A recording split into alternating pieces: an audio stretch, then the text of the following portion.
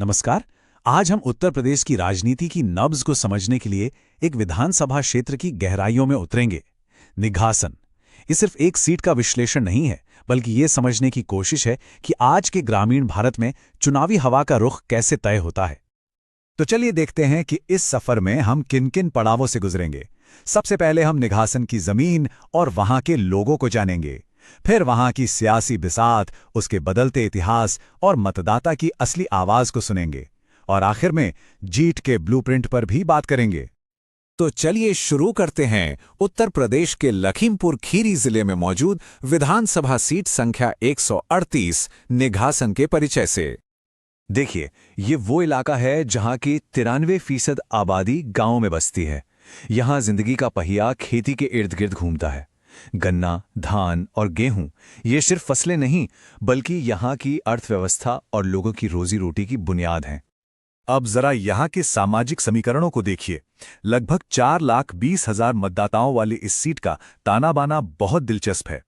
यहां हिंदू, मुस्लिम और सिख समुदाय के साथ साथ अनुसूचित जातियों की भी एक अहम आबादी है। और यही सामाजिक विविधता यहां की राजनीति को हमेशा दिलचस्प बनाए रखती है। लेकिन यहाँ एक चुनौती भी है, और वो है साक्षरता की दर, जो 50% से भी कम है। खासकर महिलाओं में तो ये सिर्फ 32% के आसपास है। ये आंकड़े सिर्फ शिक्षा के नहीं हैं, ये राजनीति की भाषा तय करते हैं। इसका मतलब है कि यहाँ पार्टियों को जमीनी स्तर पर सीधी और सरल भाषा में संवाद करना पड़ता है। नारे और वादे ऐसे होने चाहिए जो हर किसी की समझ में आए। तो ये तो थी समाज की बात। अब रुक करते हैं यहाँ के सियासी अखाड़े की तरफ। देखते हैं कि कौन से खिलाड़ी मैदान में हैं और हाल के नतीजे क्या कहानी कह रहे हैं। अगर 2022 के नतीजों पर नजर डालें तो तस्वीर बिल्कुल साफ है। भारतीय जनता पार्टी ने 41,000 से भी ज्यादा वोटों के बड़े अंतर से एक बहुत ही निर्णायक जीत हासिल की थी। लेकिन इस एक नतीजे के पीछे 3 बड़े राजनीतिक संकेत छिपे हैं। पहला, 2012 से बीजेपी का वोट शेयर यहां लगातार बढ़ रहा है। दूसरा, समाजवादी पार्टी और बहुजन समाज पार्टी के बीच विपक्ष का वोट लगातार बढ़ता रहा है। और तीसरा, लगभग 70% का भारी मतदान। ये बताता है कि यहां का वोटर चुप नहीं बैठता, वो अपनी राय जाहिर करता है। ये सीधी सी चुनावी गणित है। जब सत्ता के खिलाफ वोट 2 हिस्सों में बढ़ जाए तो फायदा हमेशा सत्ताधारी पार्टी को होता है। निघासन में पिछले कुछ चुनावों से यही होता आया है, भले ही जमीन पर सरकार के खिलाफ माहौल क्यों ना हो। लेकिन राजनीति कभी भी सीधी लकीर में नहीं चलती। बीजेपी के इस हालिया दबदबे के बावजूद निघासन का इतिहास बताता है कि यहां की हवा बदलते देर नहीं लगती। जरा 1993 से इन नतीजों को देखिए। सपा, भाजपा, बसपा, ये सीट किसी एक की होकर नहीं रही। और जीत का अंतर देखिए, कभी सिर्फ 748 वोट तो कभी 2,800 वोट।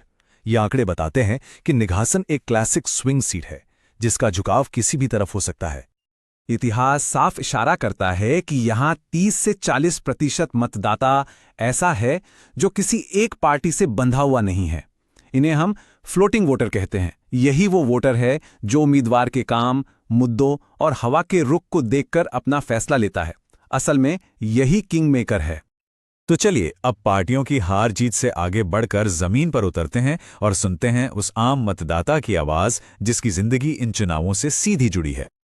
लोगों के असल मुद्दे क्या हैं? खाद की किल्लत, फसलों का सही दाम न मिलना, सिंचाई के लिए पानी की कमी, टूटी फूटी सड़कें और घंटों तक बिजली का गायब रहना, स्वास्थ्य केंद्रों में डॉक्टरों का ना होना। ये वो रोजमर्रा की परेशानियां हैं जो एक सत्ता विरोधी लहर को जन्म देती हैं।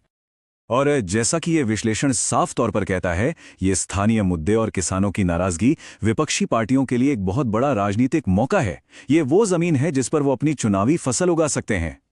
तो इस पूरे विश्लेषण के बाद आखिरी और सबसे बड़ा सवाल यह है कि निघासन को जीतने का रास्ता क्या है? एक कामयाब रणनीति का खाका कैसा होना चाहिए? देखिए, जीत की रणनीति के कई अहम पहलू हैं। सबसे पहले सत्ता विरोधी वोट को एक साथ लाना होगा। दूसरा, अभियान को राष्ट्रीय नहीं बल्कि स्थानीय मुद्दों पर केंद्रित करना होगा। तीसरा, हर जरूरी समुदाय तक सीधी पहुंच बनानी होगी। चौथा, सत्ताधारी पार्टी के नैरेटिव का मजबूती से जवाब देना होगा। डिजिटल और जमीनी दोनों ही स्तरों पर मेहनत करनी होगी। लेकिन इन सबसे ऊपर है विश्वास, जो सिर्फ लोगों की बात सुनने और उस पर अमल करने से ही बनता है। और अंत में एक बड़ा सवाल मैं आपके लिए छोड़ जाता हूं।